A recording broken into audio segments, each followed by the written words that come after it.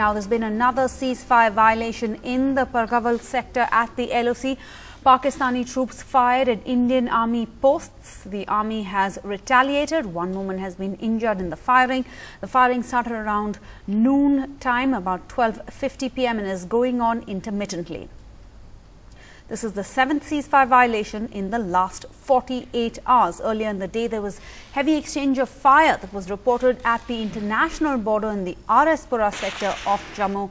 This is the first ceasefire violation at the international border. And joining me now for more on this is my colleague Zafar Iqbal. Zafar, over the past 2 months, there have been many incidences of unprovoked firing by Pakistan. This has become one of the most violent phases since the 2003 ceasefire agreement between our two countries. What's the latest situation right now? Well, absolutely, Sarah. Since the 2003 ceasefire agreement, this is the most violent phase we've seen. We've seen over 100 ceasefire violations this year, and over the last couple of months particularly, there have been lots of ceasefire violations, and not just on the line of control, but at the international border as well.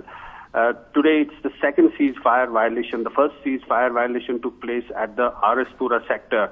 That's at the BSF border outposts, which were targeted by Pakistan.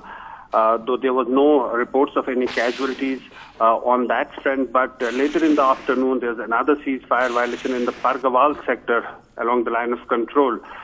One woman has been injured, and there are reports that some more people could have sustained injuries because the mortars and firing reached into the village of the people living near the line of control. So you can imagine the situation that's developing here. We're seeing ceasefire violations all along the 700-kilometer LOC and the 200-kilometer international border at different places. Just last week, one BSF Jawan was injured when in an incident of firing in the Samba sector. So clearly our army sources are telling us that this is a desperate bid by militants to carry out infiltration just before the winter sets in and snow blocks the passes. But what's more significant is that they're not just only targeting the line of control, but also the international border. And that's a worrying sign for the security forces. And as you put it rightly, there's hardly any ceasefire holding on the ground except for artillery. We're seeing massive firing, small arms, rockets, mortars. Everything is being used. So clearly, it's been a hot summer for the security forces, and now we're seeing another round of escalation. Zafar Iqbal reporting both on ceasefire violations at the LOC and also at the international border.